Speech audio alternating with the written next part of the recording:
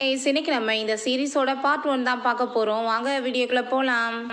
நம்மளோட hero ஷாவ் heroine ரோனாட்ட நீ வந்து எனக்கு டைவர்ஸ் கொடுத்துரு அப்படின்றத சொன்னதும் அதை கேட்டுட்டு நம்ம ஹீரோயின் நீங்கள் ஏன் இப்படிலாம் பேசிகிட்டு இருக்கீங்க, நான் உங்களை வந்து எவ்வளோ லவ் பண்ணிகிட்ருக்கேன், அப்போ உங்களோட அந்த ஃபியான்சைக்காக என்னை சப்ஸ்டியூட்டாக தான் நீங்கள் யூஸ் பண்ணிட்டு இருந்தீங்களான்னு கேட்டதும் உனக்குமே உன்னோட அம்மாவுக்கு ட்ரீட்மெண்ட்டுக்கு காசு தேவைப்பட்டுச்சுல, அதனால தான் நான் வந்து நீ என்னை மேரேஜ் பண்ணிக்கிட்ட அப்படின்றத சொல்கிறான்.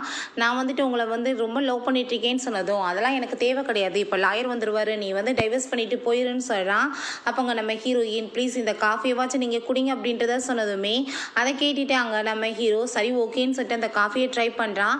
அப்போ அங்கே ஹீரோ கிளம்பி போகும்போது ஹீரோயின் அங்கே ஹேக் பண்ணிவிட்டு எனக்கு வந்துட்டு பணம்லாம் தேவை கிடையாது, எனக்கு பேபி தான் வேணும், நான் உங்களை ரொம்ப லவ் பண்ணுறேன்னு சொன்னதும் நான் உங்க கூட சேர்ந்து அப்படி எந்த ஒரு ரிலேஷன்ஷிப்லேயே இருக்க மாட்டேன்னு சொல்கிறான். அப்போ அவனுக்கு அங்கே போத மாதிரி ஏற ஆரம்பிக்கவுமே புரிஞ்சுக்குது காஃபியில் வந்து இவர் ட்ரக்காக கலந்துருக்கான்னு சொல்லி. நீ எதுக்காக வந்து இந்த வேலை பண்ணேன்னு சொல்லும் போதே நம்ம ஹீரோயின் அவனை ஹாப்பி ஆகிட்டு அங்கே வந்து கிஸ் பண்ணிவிட்டு ரெண்டு பேருமே அங்கே ஒன்றா டைம் ஸ்பெண்ட் பண்ணிடுறாங்க. நெக்ஸ்ட் மார்னிங் நம்ம ஹீரோ எந்திரிக்கும் போதே ரொம்ப கோவமாக இருக்கான். நான் உன்னை சும்மா மட்டும் விட மாட்டேன், நீ என்கிட்ட வந்து இந்த மாதிரியா நடப்பேன்னு சொல்லிட்டு அப்போ பார்த்தா அங்கே நம்ம ஹீரோயின் அங்கே ஒரு லெட்டரையுமே அதுக்கப்புறம் அங்கே கார்டையுமே வச்சுட்டு போயிருக்கா. இதுக்கப்புறம் நம்ம லைஃப்பில் வந்துட்டு இதுக்கு மீட் பண்ணவே வேணாம், ஆனால் இந்த காசை வந்து நேற்று நைட்டு நீங்கள் வந்து என்கிட்ட நடந்துக்கிட்டதுக்கு நீங்களே வச்சுக்கோங்கன்னு சொல்லிட்டு போயிருக்கா. அதை பார்த்துட்டு அவனுக்கு ரொம்ப டென்ஷன் ஆகிட்டு நீ எங்கே ஓடி போய் என்கிட்ட இருந்து மறைஞ்சிருவேன், நான் உன்னை சும்மா விட மாட்டேன்னு சொல்லிட்டு அங்கே அசிஸ்டண்ட்டை கால் பண்ணி அவளை அங்கே கண்டுபிடிக்க சொல்லிட்டு இருக்கான். ஃப்ளாஷ்பேக் காமிக்கிறாங்க நம்ம ஹீரோட ஃபியான்ஸையும் நம்ம ஹீரோயினுமே அங்கே கார் ஓட்டிகிட்டு போகும்போது எதிர்பார்க்காத விதமாக ரெண்டு பேருக்குமே ஆக்சிடென்ட் ஆகிருக்கு. அவங்க பார்க்குறதுக்கு கொஞ்சம் சேமாக தான் இருந்திருக்காங்க. அப்போ அங்கே நம்ம ஹீரோவோட வந்து ஃபியான்ஸை இறந்து போயிட்டாங்கன்னு சொல்லிட்டு நியூஸ் எல்லாமே போயிட்டுருக்கும்போது அந்த பொண்ணோட பாடிக்குள்ளே இருந்த சோல் வந்து இவ உடம்புக்குள்ளே வந்துடுது. அவள் ஃபேஸை பார்த்துட்டு அவள் ரொம்ப வந்து ஷாக் ஆகிடுறா, என்ன என்னோட ஃபேஸ் எல்லாமே வந்துட்டு மாறி போயிருக்கு, நான் என்ன இந்த பாடியில் பண்ணிகிட்ருக்கேன்னு சொல்லிட்டு. இருந்தாலும் அவளுக்கு நம்ம ஹீரோ மேலே வந்துட்டு ரொம்ப லவ் போல். ஸோ அதனால தான் வந்து இவன் வந்து கேட்டப்போ வந்துட்டு அங்கே ஓகே சொல்லியிருக்கா மேரேஜுக்காக. சிஸ்டர் நம்ம ஹீரோட்ட அவங்கள எங்கே தேடியுமே கண்டுபிடிக்க முடியல அப்படின்றத சொன்னதும் அவள் எங்கே போக போகிறா, எங்கேயாச்சும் இருப்பா, கண்டிப்பாக நீங்கள் அவளை வந்து கண்டுபிடிச்சதாகணும்னு சொல்லிட்டு ரொம்ப கோவப்பட்டுருக்கான்.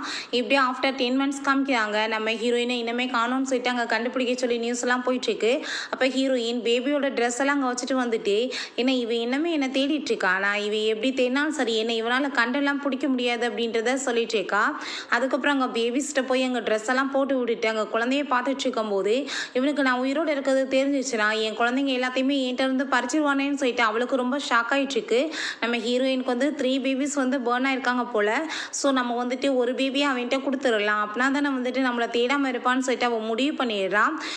நம்ம ஹீரோட்ட இந்த பேபியை கொடுத்து இந்த பேபி உங்களோட தான் பாஸ், டிஎன்ஏ டெஸ்ட் எல்லாமே ஒத்து போகுது, ஹாஸ்பிட்டல்லேருந்து கால் வந்துச்சு, அதனால தான் வந்துட்டு நான் வாங்கிட்டு வந்தேன்னு சொன்னதும் இவங்க அம்மா எங்கன்னு சொன்னதுமே அவங்க வந்துட்டு இறந்து போயிட்டாங்கன்னு சொன்னதுமே அதை கேட்டு நாங்கள் ரொம்ப ஷாக் ஆகிடுறோம். அப்படிலாம் இருக்காதுன்னு சொன்னதும் ஃபோட்டோவை காமிச்சு இந்த லேடி இறந்து போயிட்டாத தான் சொன்னாங்க அப்படின்றத சொன்னதுமே அங்கே அவனுக்கு ரொம்ப ஷாக் ஆகிட்டு அவளோட ஃபியூனல் எங்கே போயிட்டுருக்குன்னு சொன்னதுமே ஃபியூனல் இந்த இடத்துக்கு தான் போகுது பாஸ் அப்படின்றத சொன்னதும் அங்கே அவனுமே பேபி தூக்கிட்டு போகிறான். நம்ம ஹீரோயின் அது எல்லாமே தூரமாக இருந்து பார்த்துட்டு எனக்கு வேற வழி இல்லைப்பா, நீ வந்து அம்மாவை மன்னிச்சிரு, என் குழந்தைங்க 2 பேர்த்தையும் திரும்ப காப்பாற்றணும்னா இவன்ட்ட இருந்து நான் இப்படி விலகியே தான் இருந்தாகணும் அப்படின்றத சொல்லிட்டு அந்த பேபியை விட்டுட்டு அவளுக்கு மனசே வரல, அழுதுட்டு அங்கேருந்து போயிடுறா.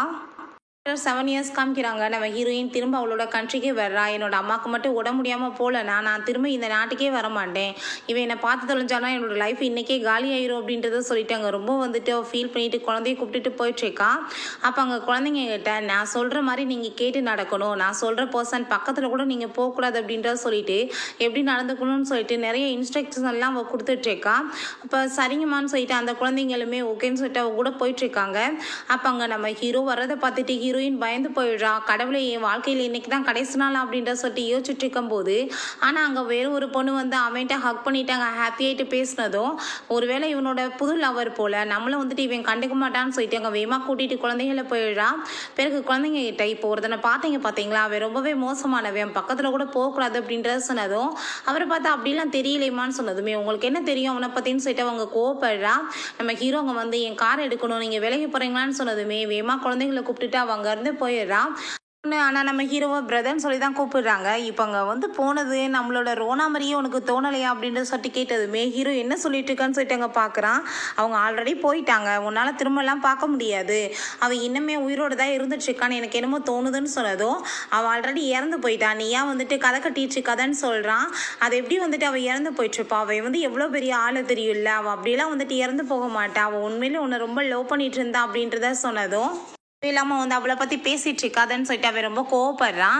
உன்னோட ஃபியான்ஸே மாதிரி இருக்கான்னு சொல்லியா நீ மேரேஜ் பண்ணிக்கிட்டேன்னு சொன்னதும் அவனுக்கு ரொம்ப டென்ஷன் ஆகிடுது. வாயை மூடிட்டும் போது நீ காரில் ஏறுன்னு சொல்லிட்டு அவங்க கூட்டிகிட்டு போயிட்டுருக்கான். இல்லை போங்கன்னு சொன்னதுமே இந்த பக்கம் எதுக்காக போகிறோன்னு சொன்னதும் அவங்க வந்துட்டு அவளோட ஃபியூனல் நடந்த இடத்த கொண்டு போய் காமிக்கிறான். அவளை இங்கே தான் புதைச்சிருக்காங்கன்னு சொன்னதுமே என்ன சொல்லிட்டு இருக்க, இதே இடத்துல தானே அவங்களுக்கு ஆக்சிடென்ட் நடந்துச்சு அப்படின்றத சொல்லி கேட்டதும் நீ அதை பற்றிலாம் பேசிகிட்டு இருக்காதான்னு சொல்லிட்டு அவன் ரொம்ப வந்து டென்ஷன் ஆகிட்டு இருக்கான்.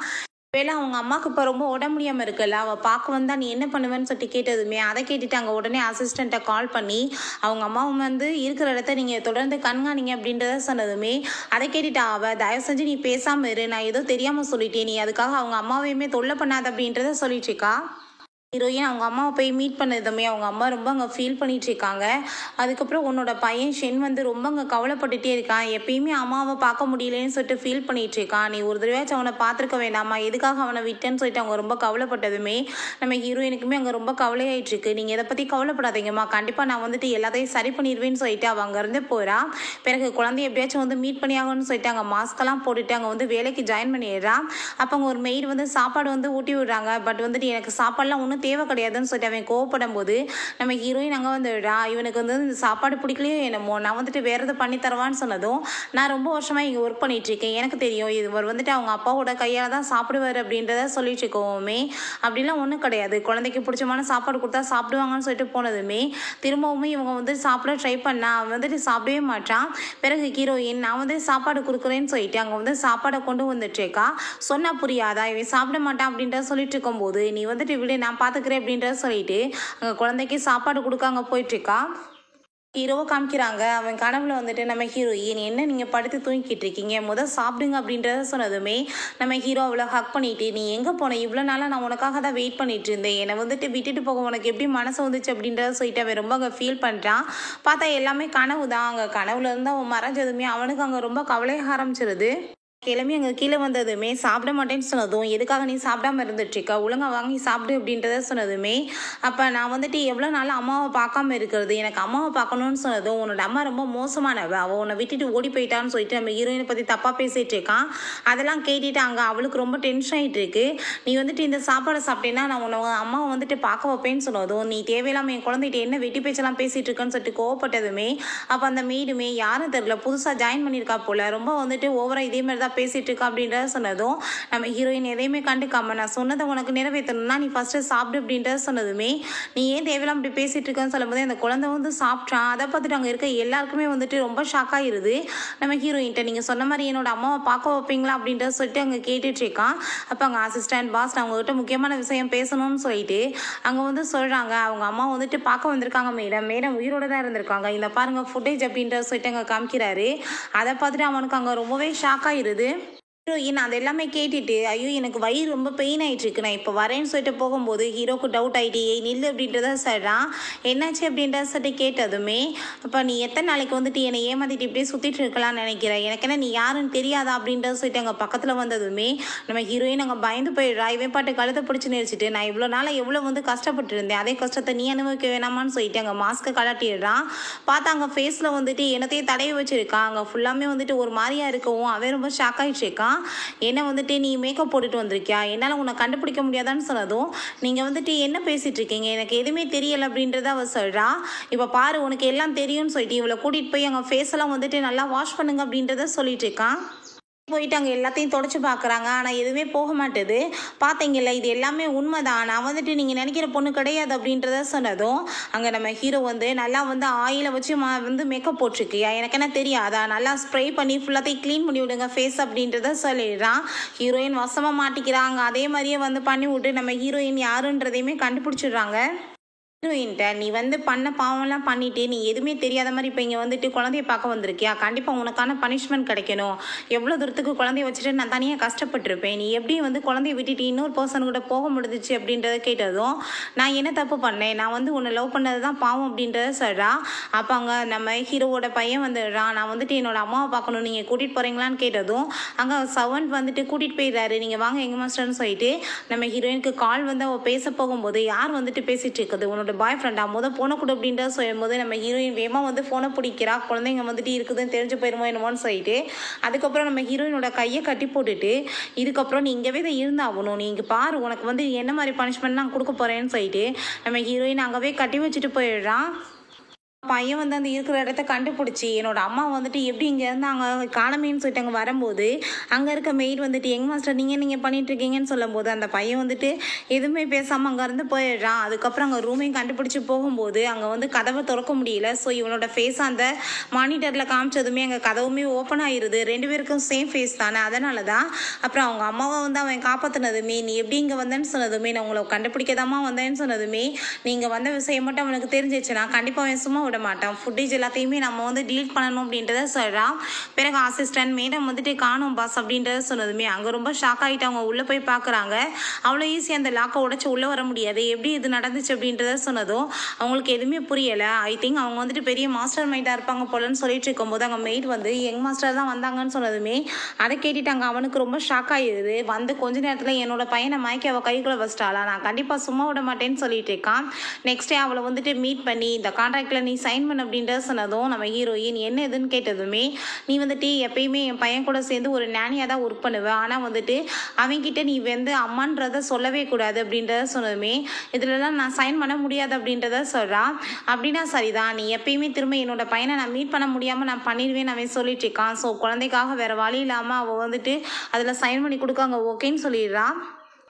நான் கூட சேர்ந்து வச்சுருந்து அவங்க பையனுக்கு பிடிக்காம போச்சுன்னா விட்டுட்டு போட்டோன்றதுக்காக இந்த வேலை.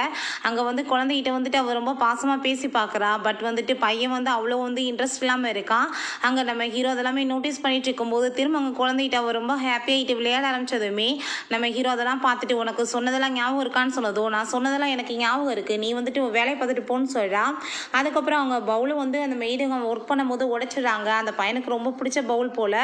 அப்போ அங்கே இதை பேசாமல் அந்த நேனி மேலே பழைய தூக்கி போட்டுடலான்னு சொல்லிட்டு அது உடஞ்சி போச்சு நீங்கள் க்ளீன் பண்ணுங்கன்னு சொல்லிட்டு போகும்போது ஹீரோயின் எடுத்துட்டு இருக்கும்போது அந்த பையன் ரொம்ப கோவப்பட்டு பிடிச்சி தள்ளி விட்டுறான். நீ ரொம்ப மோசமான லேடி, எனக்கு பிடிச்சதை வந்துட்டு உடைச்சிட்டேன்னு சொல்லிட்டு நம்ம ஹீரோயினுக்கு அதெல்லாம் கேட்டுட்டு அங்கே ரொம்ப எமோஷனல் ஆகிடுது. அதை அவங்க ஒட்ட வைக்க ட்ரை பண்ணிட்டு இருக்கா. அப்பங்க நம்ம ஹீரோ இதெல்லாம் எப்பயுமே ஒட்டாத, அதே மாதிரி தான் என் பையனுக்கும் உனக்கு இருக்க உறவுன்னு சொன்னதுமே நீ எவ்வளோ தூரத்துக்கு மோசமான பர்சன், உன் கூட சேர்ந்து எனக்கு பேசுறதுக்கே விருப்பம் கிடையாதுன்னு சொல்லிட்டு அவர் ரொம்ப அங்கே கோவமாயிட்டு போகும்போது அங்கே பிள்ளைக்கு வந்துட்டு உடம்பு முடியாமல் போயிடுச்சுன்னு சொல்லிட்டு அங்கே கால் வந்துடுது. உடனே அவள் கிளம்பி விழா.